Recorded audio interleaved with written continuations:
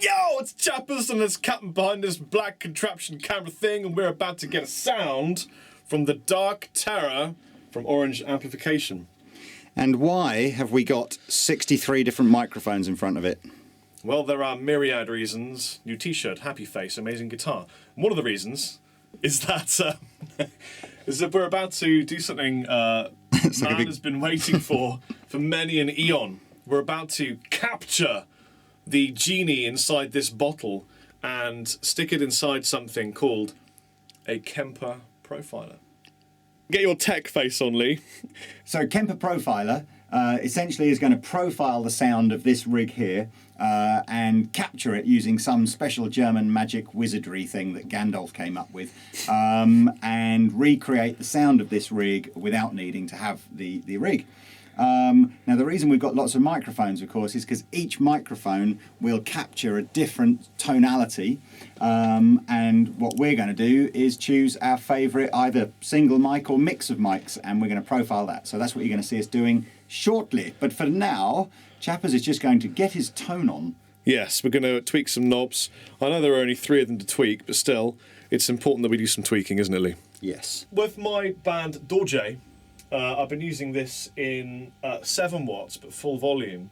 But what I've discovered is that I actually kind of prefer slightly more of the chunk that you get when you stick it in 15 watts. So here's the difference.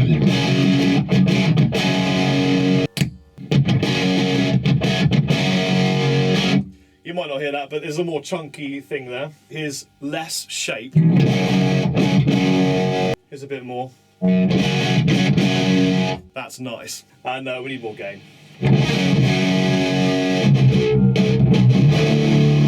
I don't want it to fuzz those. That is a tone. Stand by. Helping musicians since 1950. So what you're hearing at the moment is camera mic. We're going to take it into the studio, and you're going to be hearing it through a whole different array of speakers and situations that Mr. Stick Monkey from Maplewood Studio here in East Peckham would explain to you. He's that wet when he talks. Imagine what his chap's like. It was like a bowling ball of pain. What am I doing? Yeah, we're talking we're about teasing things them. that we're teasing them about. Yes. We're teasing them about these amps. Well, we're gonna profile them. What you can't, you've got a frame of about this kind of size, but Yeah. you can't see any further than my arm. I might go there. No, I'm not going to show them yet Okay. because we're teasing them. Okay. But what you got down here is stuff that. Oh no! Well, you don't want to see it yet because it's so exciting. You might get some kind of trouser irritation. What would you call that? Hang on. A wrong-doing mechanoid. What? A mischievous android. Oh, I think they've probably seen it now. Yes. So we're going to profile. Actually, we're going to do a whole video We're review the of first this. company ever to profile an American evil robot. Yeah, and then we're going to do a Carrera, Cornford Carrera by Cornford Amplifiers. and we're doing the Dark Terror as well. But you'll have to wait and see for those because they'll come later Yes, they will. in the montage. And we'll have a rig of doom. We'll have the Terror robot food rig. Bye. Wait a minute. That? Yeah, mate. Did I see that? No. That's really funny. It just Enemy feels like- ships in Sector 42. It's a trap. Like 1,000 voices cried out in pain and then was silent. For our first little lot, we've got a. You can put this on there. You might as well, won't you? A 57, a SE Electronics VR1 ribbon mic, and a Sennheiser 421. They're both dynamics. Then we've got another SM57 over here with the 414B XLS. So that's more of your classic mic setup. Cool. So we do those first, and then we're also going to do some profiling using a cheaper mic, this is the Rode NT1A, which is about £100. So, because that's kind of the more sort of realistic stuff that most home studio bods have. Greetings. Greetings! I haven't got a camera. You don't get a camera. we're studio! We're at Maplewood Studio. We certainly are, and we're about to start filming with the Kemper Profiler. So you just saw a second ago, we've set Rob's Dark Terror up into a 4x12. Stick's put all the mics that he owns on the front of it. They're now all coming into Stick's control room here, all going through his interface, into Logic, through the Kemper. And the first thing that we've got to decide, just like you would if you were recording your guitar in a studio, is what is, which is your preferred mic'd up guitar tone? For the record, everything's at 48k as well, so. So I basically got the Dorje rhythm guitar tone. I'm using 12 gauge strings, DiMarzio pickups, and we're going into the Dark Terror, and we've got a super kind of hot kind of prog metal type tone that I'm using. No pedals, just straight in. Just in. So guys, for this section of the video, whilst we're just in the control room to make things easier for us, you're hearing the different mic sounds just through Stick's monitors through a sort of a room mic. Yep. Once we get into doing the proper profiling, we'll revert back to using the sort of the sound straight from the interface. What we're going to do is we're going to chop in. I think when we do a profile, the sound that you hear now will be, like I say, the room mic. Yeah. And then the actual finished product, we're going to put an AB up on SoundCloud. Microphone 1. SE Electronics VR1 ribbon mic, dead center.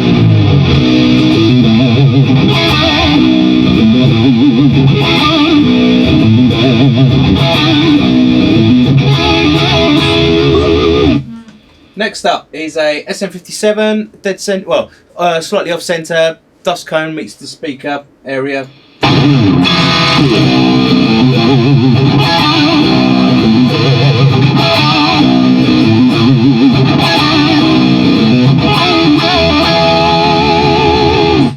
Real, isn't it? Can't go wrong with that, can you? And then the last one of these three, because all these three are on the same speaker, is a Sennheiser 421 dynamic microphone again.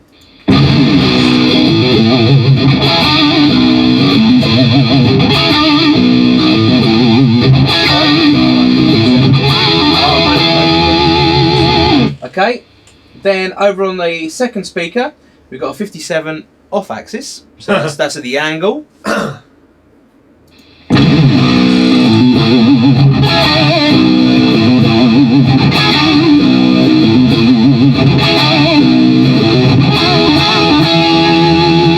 funny because the 57 off axis sounds more like the 421. It does, doesn't it? And the last one is the large diaphragm condenser, which is your 414B. B standard.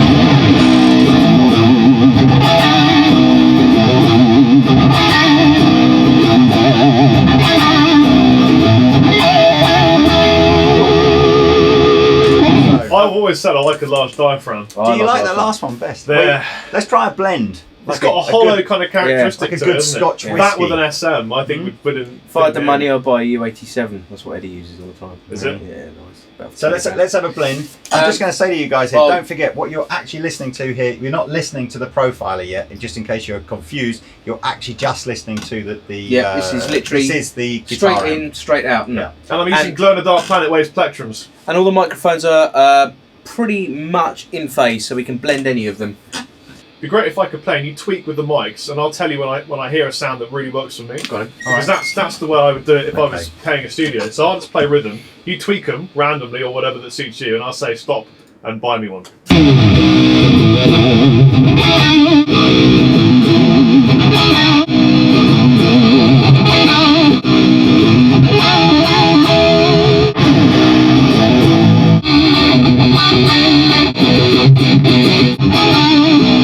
Stop. That's quite nice.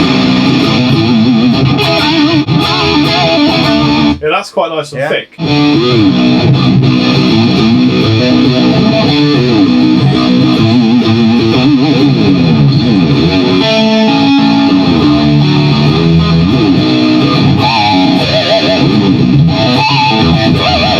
That's good. Yeah. Cool. What is that then? 57 on axis and a 421 on axis. So Rob's basic, he's ended up liking a mixture of a Sennheiser 421 and an SM57. Can I just say something, please? If you wish. The other thing to bear in mind is when you're profiling that you can actually, if you're going through an analog desk or a DAW, you can introduce an EQ and compress and all that kind of stuff in the signal chain before it goes back to the Kemper. Oh. So if you've only got one mic, you can EQ that and compress it. Or I see. But obviously don't add effects like reverb and all that kind of stuff. It's literally you're carving your tone, not adding effects to it. So we've got a sound that Rob likes, and now what we're going to do is we're going to essentially profile that sound. So I'm going to dive into the live room and just kind of record the sort of silly noises that are going to come out of the amplifier. These two guys are going to sit in here, and I'm going to use my magic finger. You're going to use your magic finger. Can you clap for me, please, Lee? Right, I'm ready when you are. Here I am. Here comes some silly noises. Let's profile, dude. So, Profiling time. actually, this is quite boring for the camera because all it's going to do is send those silly frequencies out. Yeah. Well, they're not silly, are they? Okay, so profiling assistant, you can actually EQ your sound here if you wished, or you can do it in the DAW like we were just talking about. So, if you wanted to add some bass, treble, whatever presence, you can do all that. We're not going to do any of that, so we're just going to hit next, start profiling. That profiling.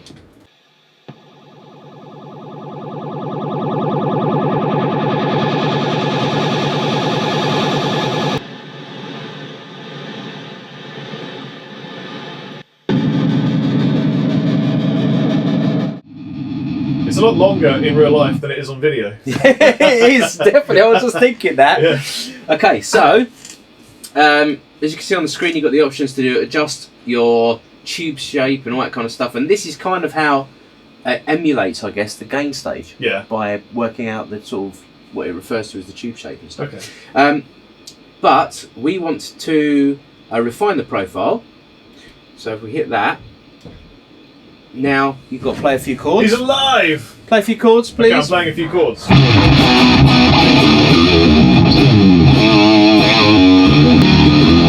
Stop. So, we are now on the Kemper. Okay, so I'm going to just go eeny, meeny, miny, mo. So now you don't know. You It's don't funny know. how it is. whether- Ready? You Ready? don't know. Yeah, go on.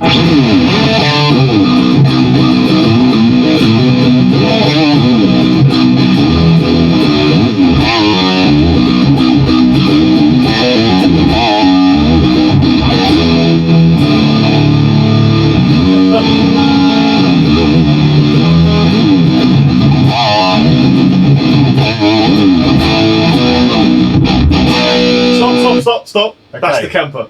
Okay, and this one, you reckon this is the Dark Terror? No, now. Was I right? You were. I was right. Yeah. Yeah! Chappers wins every time! I just show you the noise gate, guys, here, because it's a really good noise gate. So this is with the noise gate switched off. We're on the Kemper profile at the moment. Turn it up. Need to be about a third of the way up for it to try and get rid of that. Maybe a little bit more than a third. No, it's about a third of the way up. But what's cool now, if what we noticed before is if Chappers plays, you don't notice you're losing notes or anything. So very quick.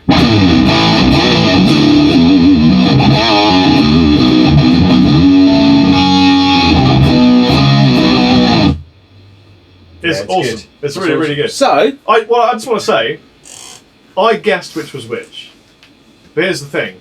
It was based upon 20 years of professional guitar playing and a gut feeling more than actually being able to hear a definitive difference. You said it was more about the response. It was more about the necessarily response sound. to my playing than it was about the sound that came out. Yeah. So I think I was lucky, but it was a real close thing. And I think we also should say that we did it before. Yeah. Just a test run, and I guessed wrong. Yeah. So. And I think the player is always going to be the one who, because it's not just what you're hearing, is it? It is the response as well. Yeah, it's the sensitivity, the response. I must admit, I was I think I could hear that we were switching between two different sounds, but I wouldn't have been able to sit there and go, I'd like to do it again. That's the Kemper. the same thing, because we didn't give it as much time to analyse? to doing the fine tuning thing. Well, let's refine it. Let's do it again. We'll refine it with the fine tuning. The first time you played a few runs and you put some pick wheels. That time you just played a handful. Well, let's do it again. Let's refine again, and we'll do the challenge again. All right. Can you tell the difference? So 3, 2, 1.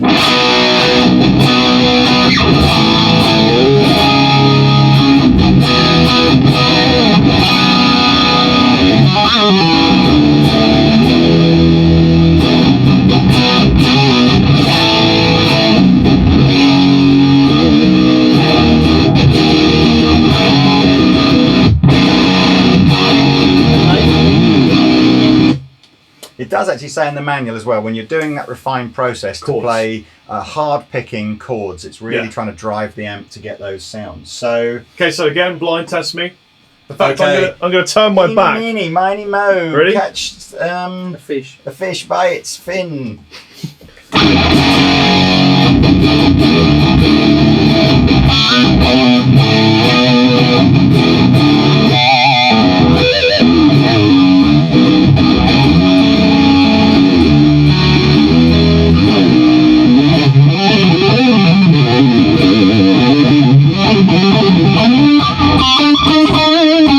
Kemper.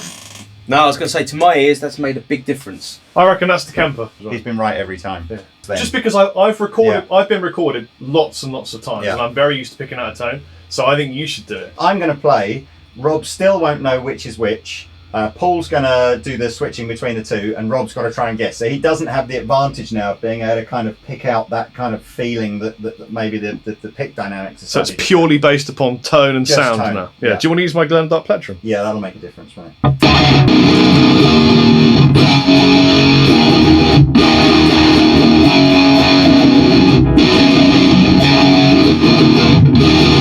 Stop! Don't, that's Kemper. It's not the Kemper. Oh, well, that's really interesting then. And that was on camera. Yeah. So the only, so I can get it if I'm playing, and it's Yeah. because of the way it reacts to my playing, Yeah. not the sound. And I have to say as well, I can't. You can't I can't tell. Even as the player, I can't tell. I think tonally, it's They're just- very close. I've been playing a long time, and I've recorded a long time too. So it was the feedback between the playing and the response that was giving it away. But just listening to it, you can't really Do tell. you know the other thing as well? There's a difference as well. Although you might be able to tell, is it actually because one's better than the other? No, Or it's is not at all. Is it? No, it's not just at all. literally one is They- just slightly responding differently. But it's like, just the response. It's nothing to do really. it's a with bit the tone. spooky, really, isn't it? And is one better than the other? No. And is it like the difference is so marginal? And once the band's Well, now- playing, The difference is entirely. And now you can add the noise gate and you can add your effects and kind of make it. Put some delay on it. we're I doing. see you have a woman's plectrum lead. oh, sorry, you want your? I do. I love a bit of the old pink triangle. It's just so. Everything you've heard so far has been on Stick's room mic now. So now we're going to go over and just literally straight into Stick's DAW. He's using Logic. We're just going to record Rob playing, what, 30 seconds on the Kemper and Yeah, then so 30 this- seconds of the real thing? Yeah, and this will be uploaded to SoundCloud, and you'll be able to download these and listen to them at 48K. Will they be hearing this on YouTube, or will they still be hearing the room mic? Yeah, if Rob chops it all in, you can. we chop can it hear in, it. no So problem. you're going to now what you're going to hear is the stuff straight from Logic, not the room mic.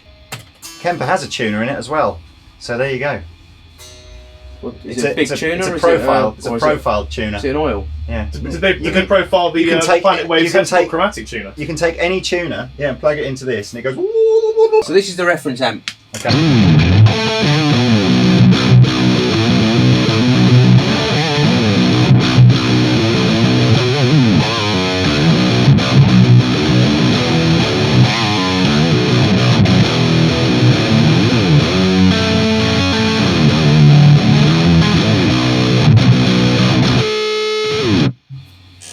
And now the Kemper.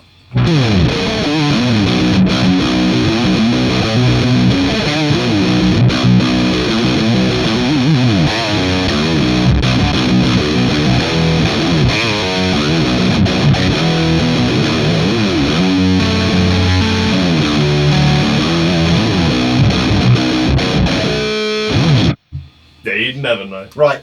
So the next thing we're going to do, we've got 4 parameters here that I can instantly dive into to essentially start to affect the profiled sound.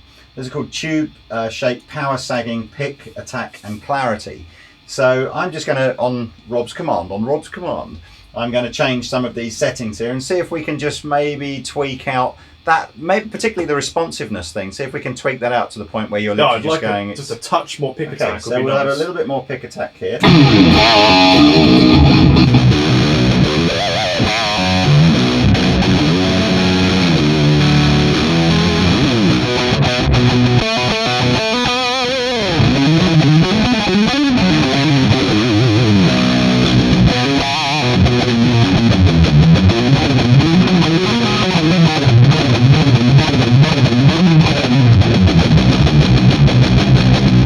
What I can do is go back to the reference amp now to see if that change in the pick attack has helped make.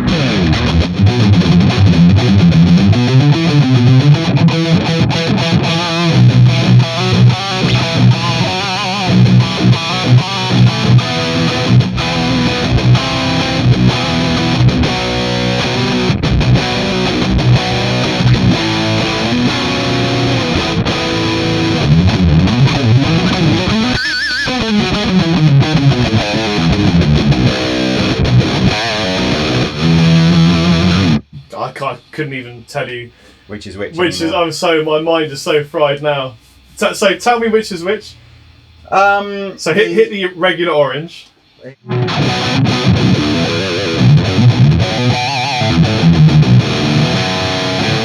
Hit the Kemper.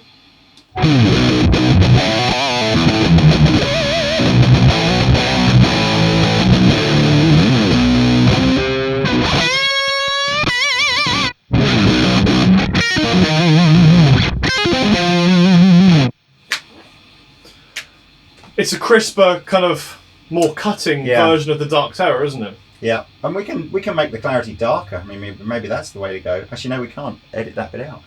But you've increased the pick attack there, haven't you? I've increased the pick attack. What happens with power sagging? What does that do? Play a bit. Well, that'll make it less.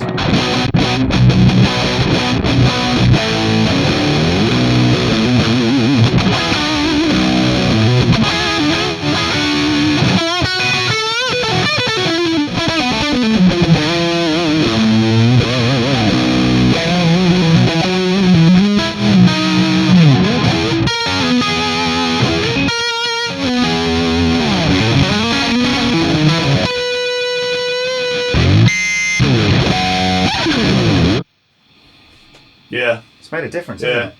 Well, so we could go on fiddling around with this for ages. But so far, very impressed. I think it's phenomenal, really. So that's the sound. Now there's a fairly long-winded storing process where I can give it a name and tell it what profile to put it in and which amp we used to do it originally and what date we did it on and Rob's name and everything like that. So we won't show you. We won't include that little bit in the video because it'll take about 10 minutes, about 2 minutes, and it's boring. But I'm going to store this. You could do this using your Benny Hill speeded up bit. Yeah, that's a good idea, actually.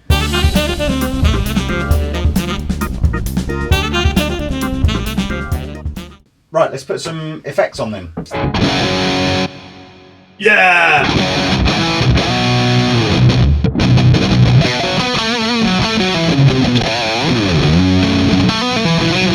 So we're going to start applying some effects to Rob's sound now. I'm going to leap over to the, sort of do this a bit back to front, so I'm going to pick the last block of effects first. These are all the effects that you typically add through an effects loop of an amplifier. So we've got reverb, delay, modulation, and the X button essentially takes the stomp boxes that would normally be used in front of the amplifier, but puts them through the effects loop. So things like choruses you can choose to either have as a stomp in front or through the effects loop. Ever so easy to do. I want reverb, I press the reverb button. And then I adjust the time of the reverb.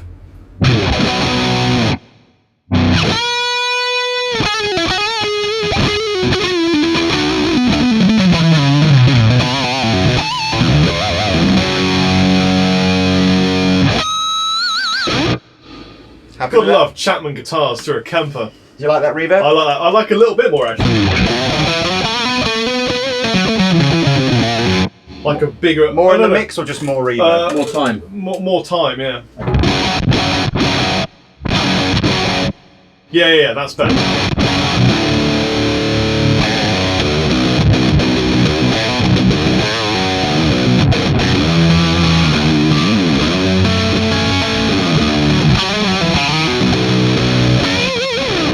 Yeah, that's awesome. Delay, again, super easy. Press the delay on. I've got a tap tempo button. That's amazing, isn't it? 3, 4, 1. So are the effects profile or emulations of classic effects, or is there a...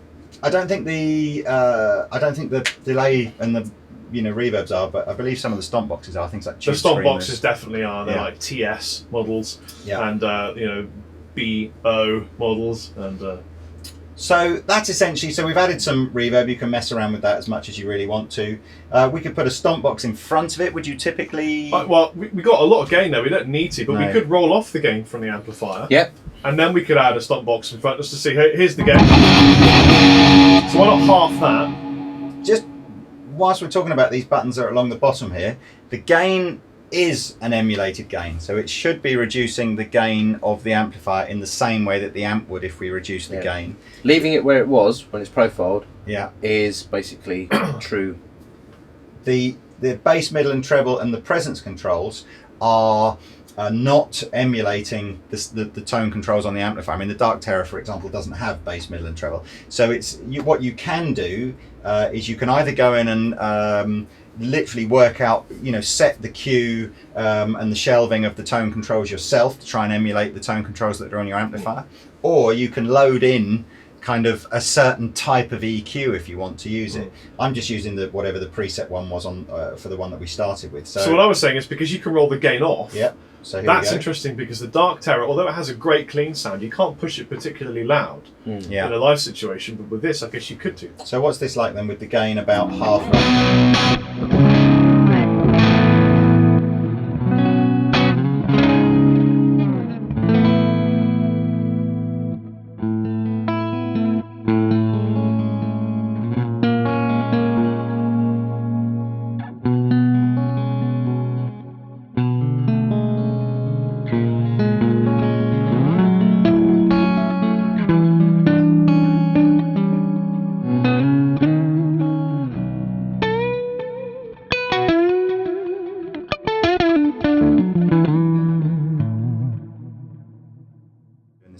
Well, so now we've got it backed off clean. Let's put some dirt in front of it. Okay. And see if let's put a tube screamer in front and see how that comes out sounding.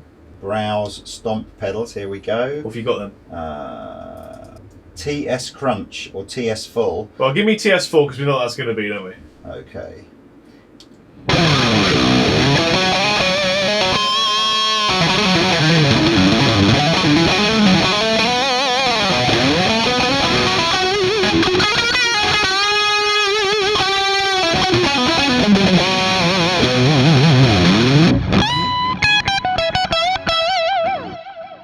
So that's the sort of backed off Dark Terror tone like this. Yeah. And then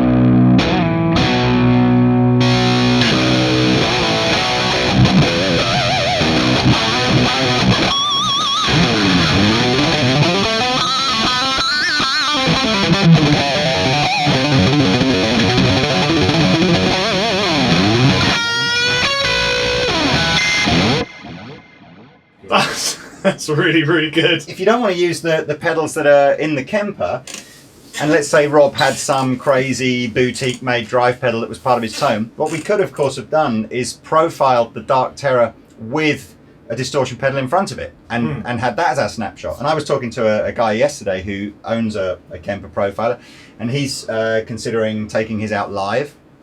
And so essentially what he would do if he wanted to have a tone with his where you would normally kick in a tube screamer pedal, he'd profile his amp without the tube screamer, then profile it again with the tube screamer as two different patches, and just literally switch between the two patches. So here, sorry, I've got an interesting thing, and then you have two. My interesting thing is that if I back off my volume,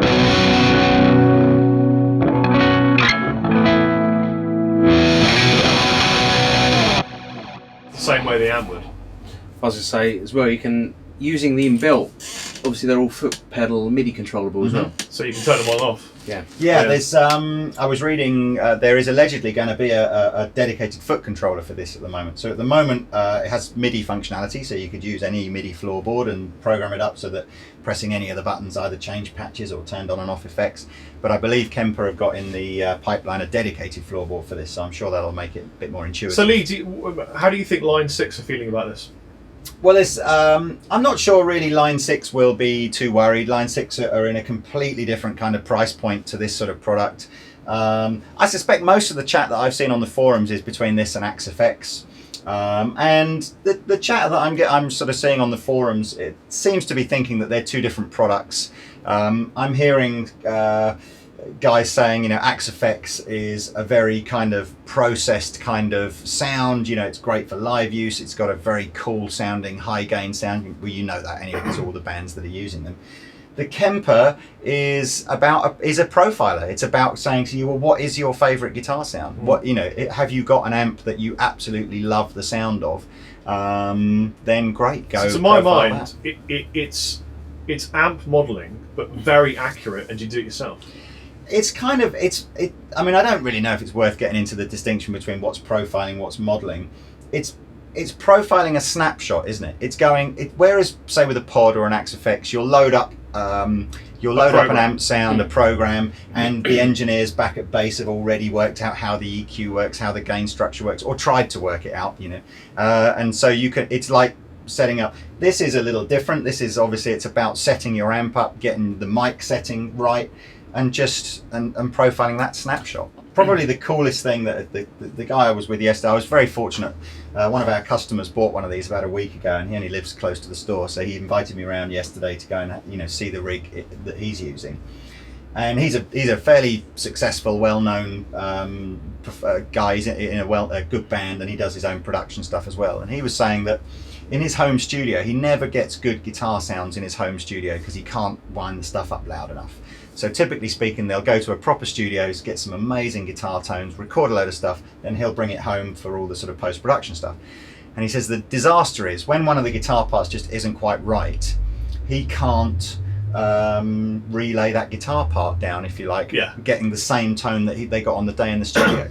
So he's talking about taking his Kemper profiler to every single session and studio that they do now, profiling every sound that they get, so that when he comes back to his own studio, if anything needs redoing, re-editing or re-amping, he can just dial up the tone that they actually had on the day in the studio with the mics. It's the reverse of taking a DI, isn't it? Usually you take a DI of a guitar, but no, we take a picture of the amp instead. So people with Kempers should hit up their local studios, maybe Maplewood, and say, look, I've got a Kemper, can I bring it along and profile a bunch of my gear, really high quality with loads of mics, you know. Yeah.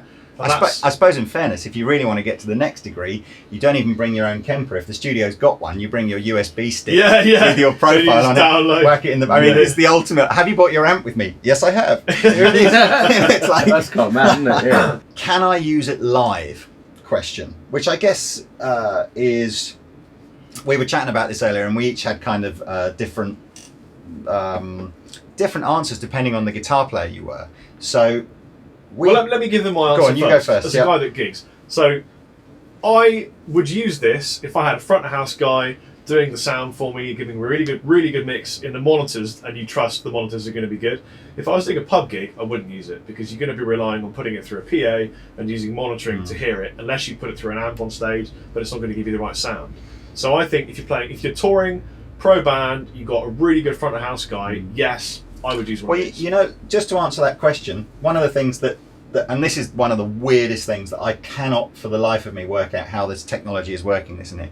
By just doing the profile that we did of the Dark Terror through the 4x12, the profiler has interpreted what it thinks the head sounds like without the cabinet. And therefore, using this button here, I can switch off the cabinet emulation. So strictly speaking... You could plug it straight into a and power amp. I think we'll do this. We should be able to pick this profiler up, go into the other room, plug it back into the effects loop return of the Dark Terror, so we're just using the power amp of the Dark Terror, turn off the cabinet emulation from here, and get the same sounds. So I think there is a question of... The guy I was talking to yesterday is a sort of playing some decent sort of pro level gigs, and he is 100% talking about flight casing the profiler, taking it to gigs, giving the sound man the left and right outputs, and just running either an output into his own amplifier on stage for foldback, or just using foldback. In terms of, do you think it's robust enough? Kind of looks. Yeah. It looks German pretty chunky. I don't think it's going anywhere. I mean, this is all metal around the outside here. The knobs are all pretty chunky. Can I use pedals with it? That's another question that we've been asked. There's one there. So now, according to the Kemper manual, and again, we'll do that when we plug it in there, you can, if you want, just have your regular profiles and then plug pedals into the front of it if you want to. Or, of course, you can do profiles with pedals already mixed in. What does it actually profile? I think we've kind of covered that it's profiling a snapshot of the tone that you've put in there, rather than necessarily, it's not modelling how your amp would sound on every single setting. Well, it profiles the entire setup. It profiles the amp, the speaker, the mics, the whole signal chain. But only on the setting that you've physically got. Apart from the gain stage, which we think is kind of clever, because it is profiling how the gain stage reacts. Yeah, it works out how the gain reacts. So if you leave the gain as it's set, when the profiling's finished, that's effectively a true snapshot of the amp.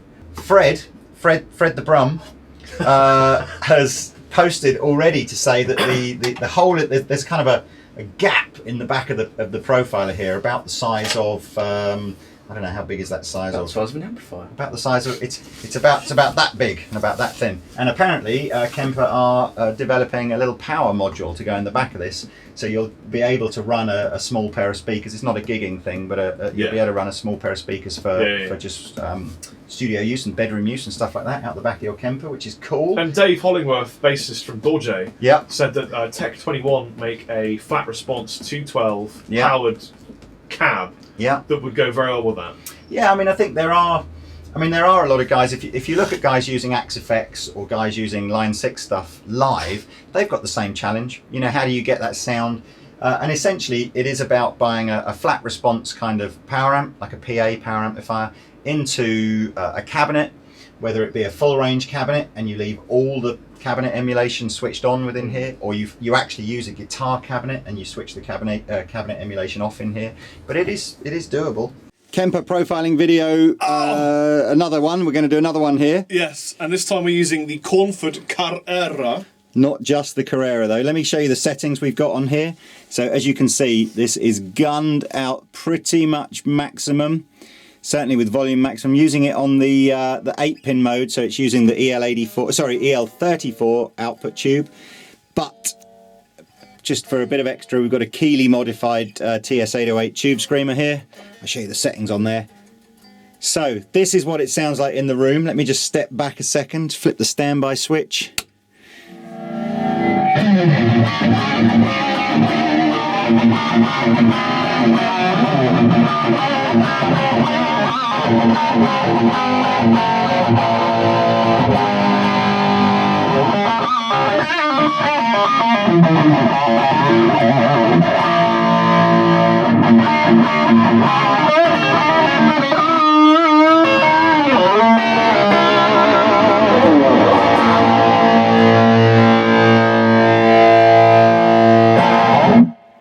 That is a guitar sound. Let's go see what the Kemper profiler makes of that. Okay, count to 5 and start profiling.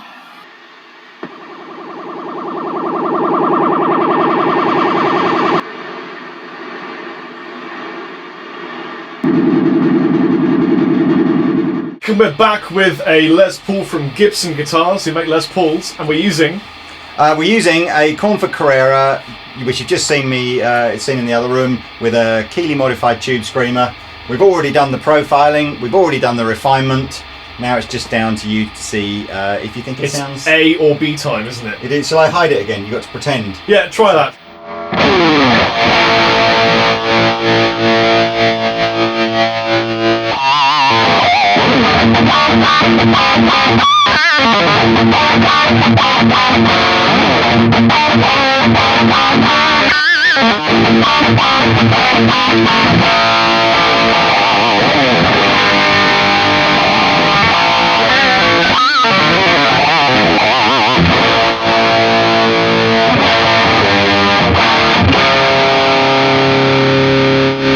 And that's the... Now you've gone back to the... And I put some reverb on as well. Was I right? You're always right, Rob. Okay. Ready, witchcraft time. A or B?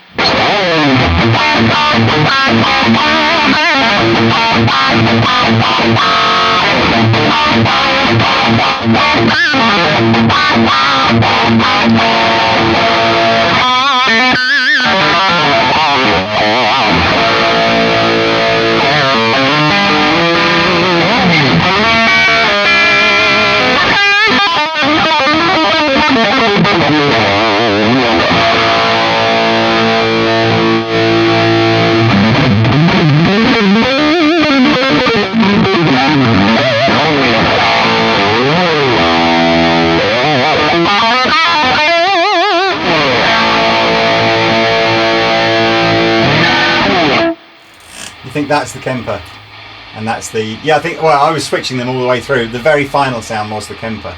Yeah, it's got a little bit more clarity to it. You think it's clearer? Yeah, just See, it's interesting because it just the amp. what it's become. In it. What like we were saying earlier, what it's actually becoming is it's not becoming which one's the real amplifier. It's becoming, can you tell which it is, and then do you prefer it? Yeah. Now. Yeah. I think that one that we've just done, Yeah. it's harder to tell the difference between the Kemper and the Roland than the Dark Terror we did.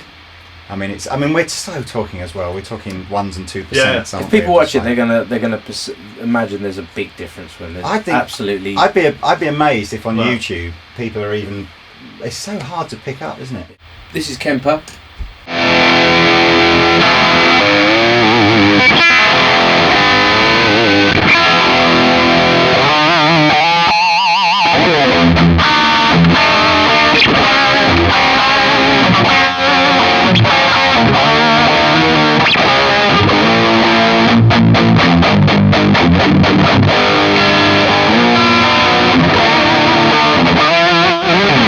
And what are we now?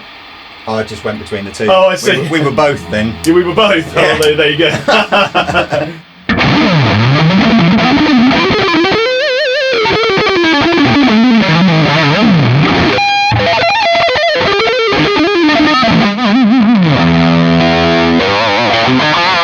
No, that's now the real amplifier. Right. Let me tell you why I know it's the real amplifier. Because with the Cornford, what happens with some of the low frequencies is you lose, it kind of, I don't know what you call it, like flattens out and you kind of lose the fuzz and you get this like clean note and then it comes back in when you go to the higher range. So kind of flat lines, but with the Kemper it doesn't do that. Do it. So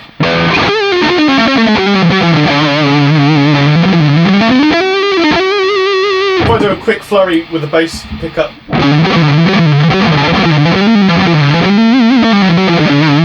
the real amplifier. Kemper make better. It's actually rectified an issue with the real amplifier. That's pretty amazing. Cool. That's really amazing.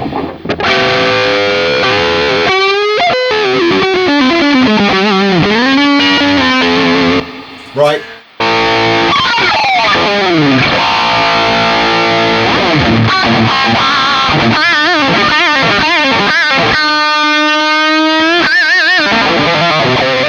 And just so you guys know, I mean, I know you saw this in the clip, but of course this is actually a profiled tone where we've used the tube screamer as part of the profile. What happens if you add a tube screamer to a tube screamer? I don't know, you get a tube screamer. Yo dog, I heard you like tube screamers, so I put a tube screamer on your tube screamer. There you go.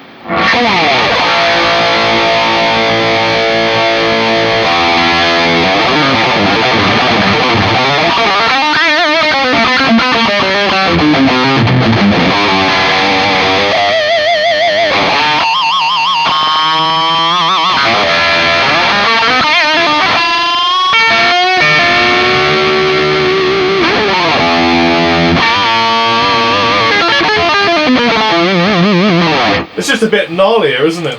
Right, I'm going to store this, and then we're going to go and profile an evil robot. Salutations of the day, it's the Chappers, and behind my camera of joy and excitement is Captain Anderton.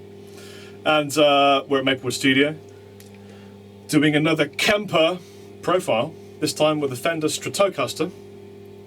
Fender, awesome company. Almost as awesome, maybe as awesome as... Dun dun dun! Dun, dun, dun.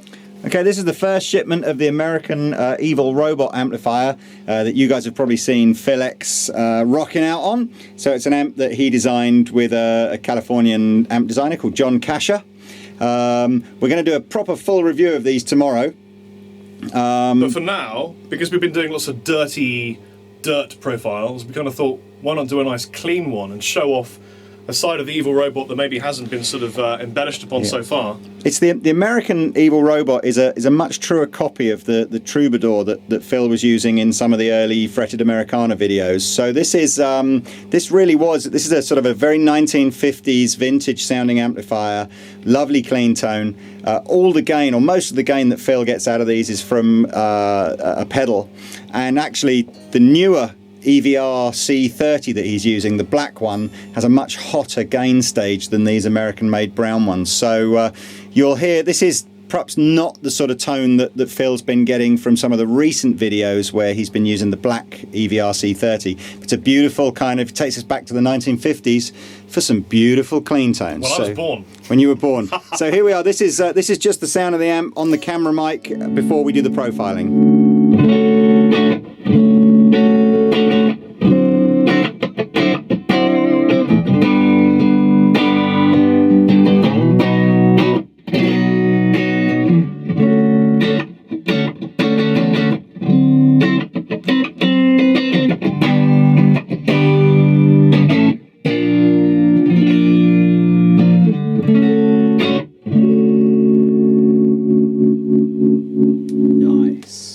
Let's go make a Kemper, baby! Alrighty! Okay, so now we're going to profile the evil robot head and cab. So I've already adjusted the input settings to compensate for the fact we're using a Strat rather than a Les Paul. On the next page, I've told it we're going to do a clean sound. So rather than a distorted sound like we've done the last two, we're going to do a clean sound. And basically we're just going to start profiling. We are ready to profile whenever you are.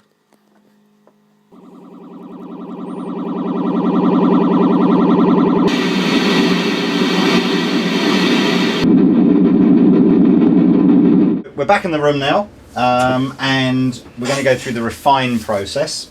So when I press refine, and what we've actually found as well throughout the day of doing these videos is you can't really refine too much. And particularly playing big open chords seems to help. So Rob's going to replay for like 20 seconds or 30 seconds. Here we go.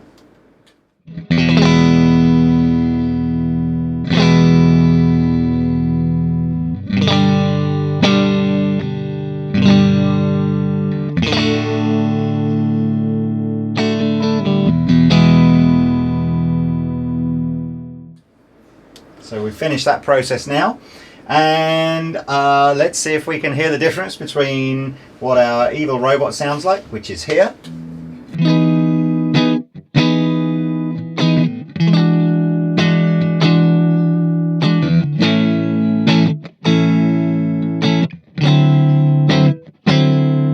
Our evil Kemper, which is here.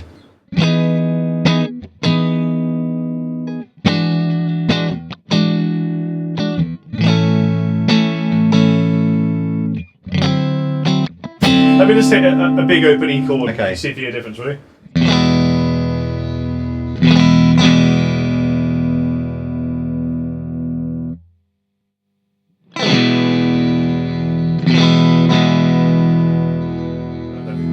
There's no difference at all. Chuck some reverb on there.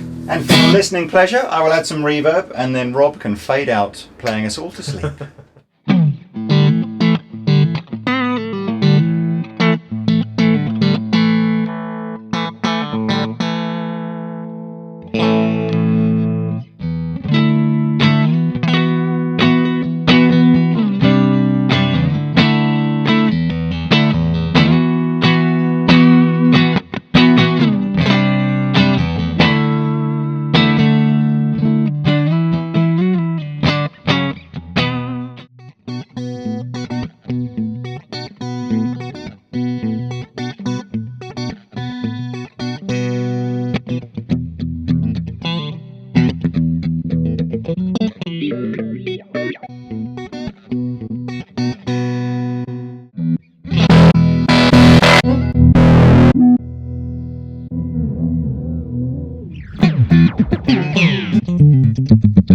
I like that. It's a chorus then. Well, what colours are what? So it's fades.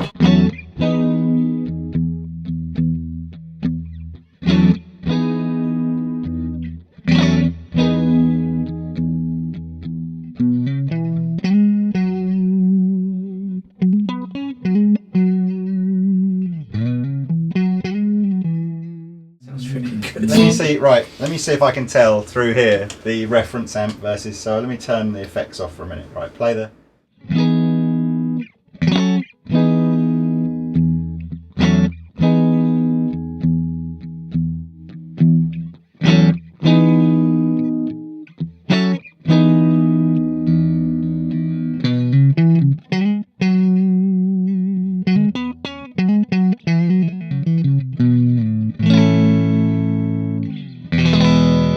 I think on the reference amp I can tell that it's in a room. Oh, really? I think. Wow, But in terms of the tone, I jet through the headphones, but I genuinely Do the same can't then. hear. Do the same,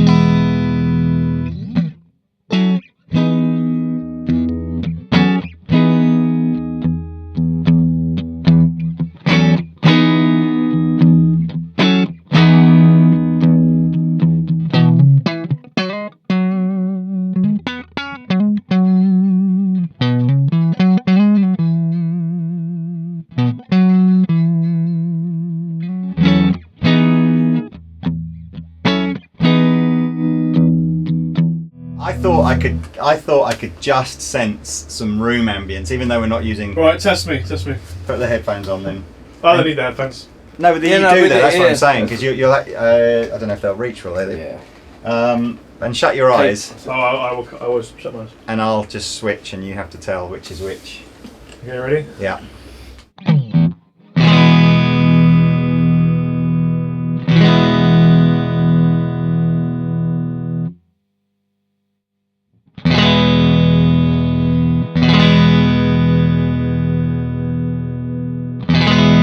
So what we're on right now Yeah. is the Kemper. 3 out of 3. That's mad. So marginal. On that, I can't tell the difference through the monitors. No. I think there's something on the headphones, but it's so close. It's just ridiculous. It's really I close. think most of it is when you're playing.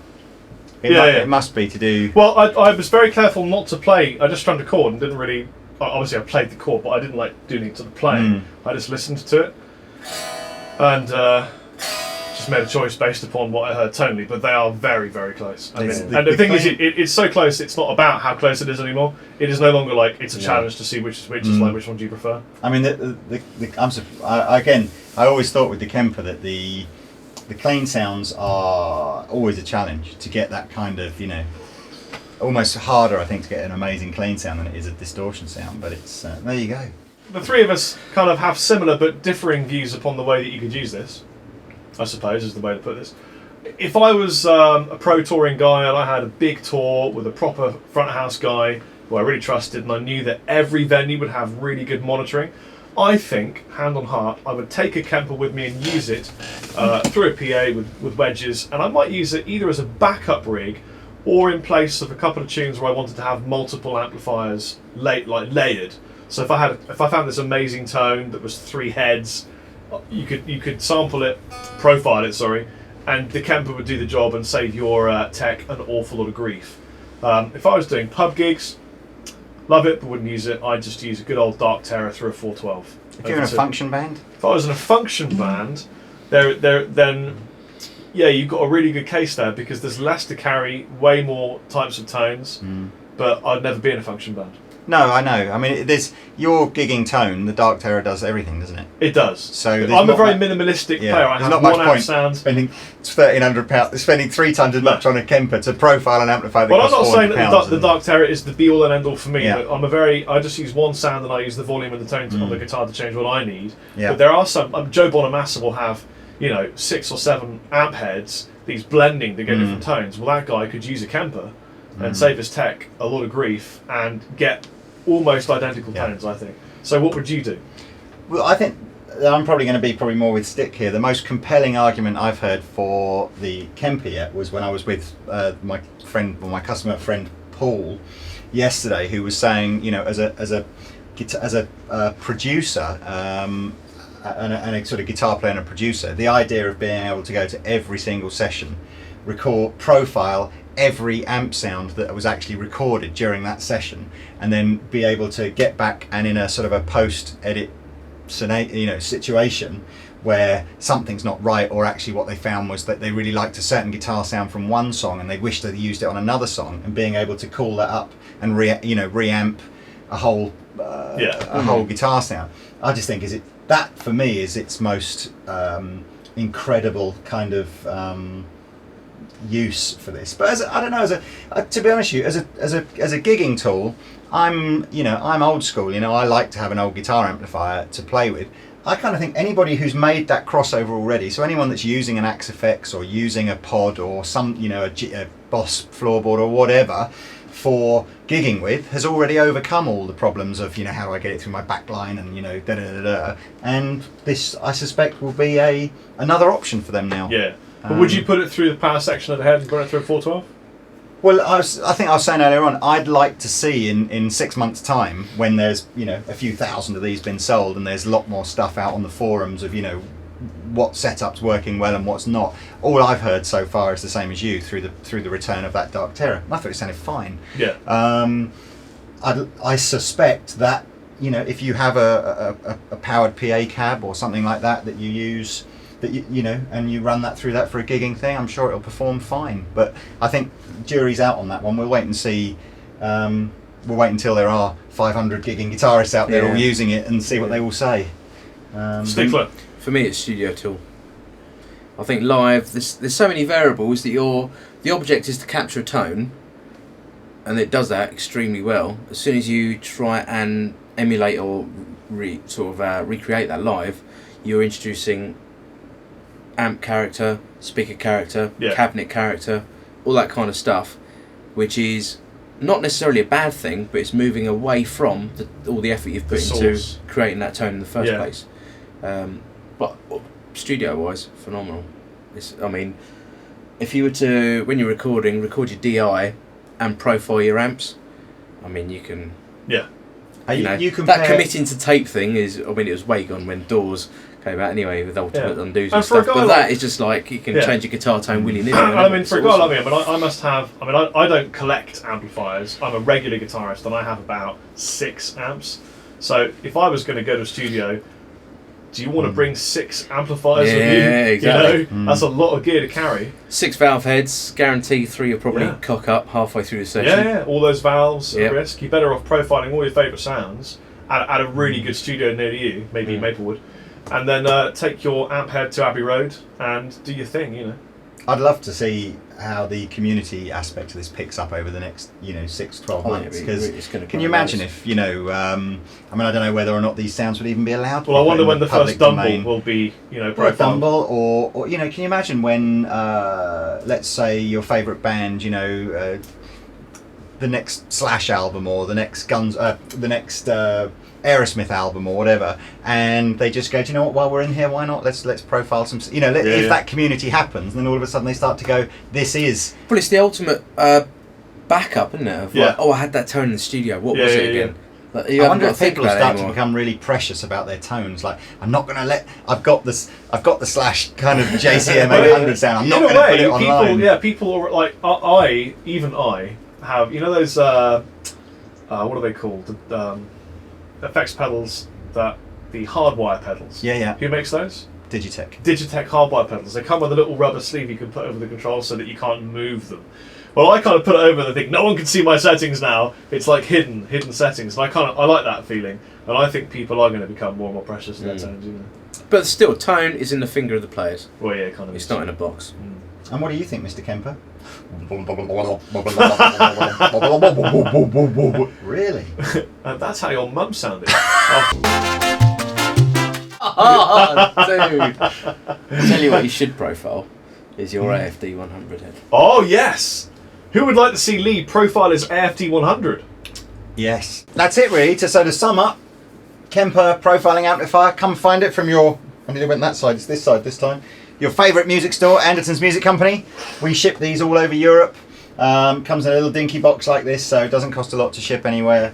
It's free in the UK, and I'm sure you won't regret buying something like this. Also, it's worth saying, if you're looking for a head sleeve to put this in, it's worth contacting a company called Zilla Cabs, who could make you a head sleeve at a very reasonable price and protect it, maybe from droppage and drunken people. Yeah, but I think it's... Go on, you go. I think there's also firmware being developed all the time, isn't there? So there's a lot of... It was a constantly evolving thing. Look at the profile on that. What's that? X what? Oh no! What did you choose? Why am I watching that? So we'll somehow look in the notes section below. We'll tell you how to do it, but we'll basically upload this Dark Terror as well as all the other profiles that we do this afternoon. Also, I've often wondered how many times it takes to press like until the universe explodes. Maybe you could help us find this out. Who'd like to see Rob profiled?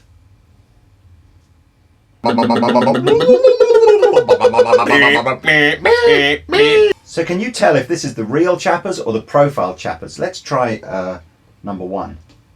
Greetings, I'm Rob Chappers from Andertons. Let's try number 2. Greetings, I am Rob Chappers from Andertons. With this machine, isn't it? Right, stop. Right. Collaborate and listen. Okay. Steve is back with a brand new I'll stop, invention. Profiled Chappers and Chapman out.